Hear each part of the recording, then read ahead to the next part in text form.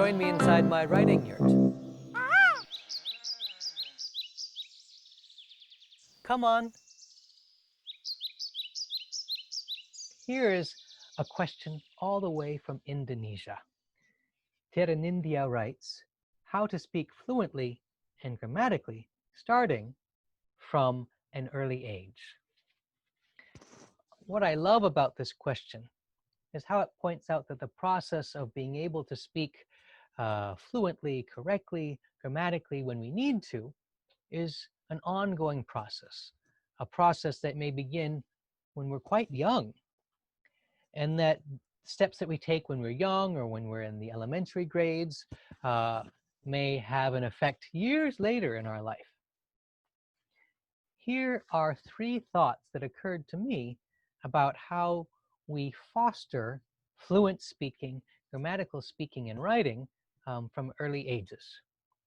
First, put yourself or your children, if you're talking about your children or your students, put them in a situation, in a context that's filled with good language.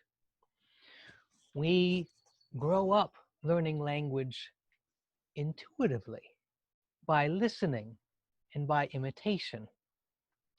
We may be able to say things long before we know exactly what they mean because we've heard people talk about them around us.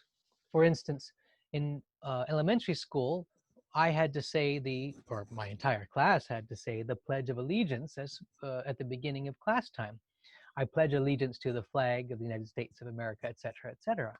Now I knew the phrase, I pledge allegiance, and I had no idea what it meant. I actually thought the words were, I pledge allegiance.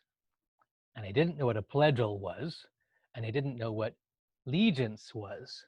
Only much later did I realize, oh, I pledge allegiance is a kind of formal language for I declare my allegiance to something.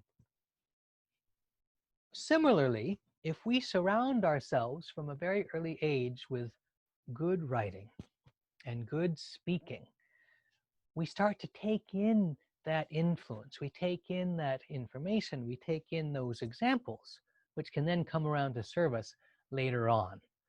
So this includes reading stories out loud, listening to stories being read, listening to excellent speakers, listening to good songs, listening to movies that are well written.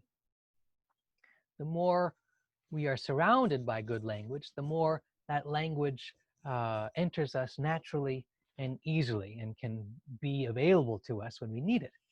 Now here's the second piece, is that this process, especially at a young age, should be fun and playful and joyful. We learn best in an atmosphere of delight, of joyful and playful exploration.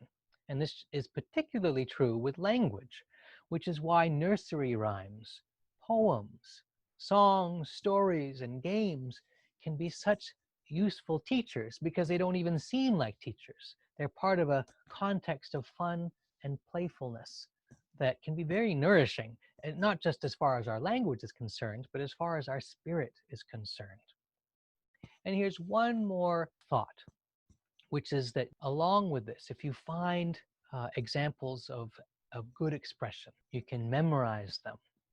So I often encourage students, especially students who are learning maybe a second or a third language, to memorize poems in that second language, to memorize songs in that second language, to maybe even memorize famous speeches in that language.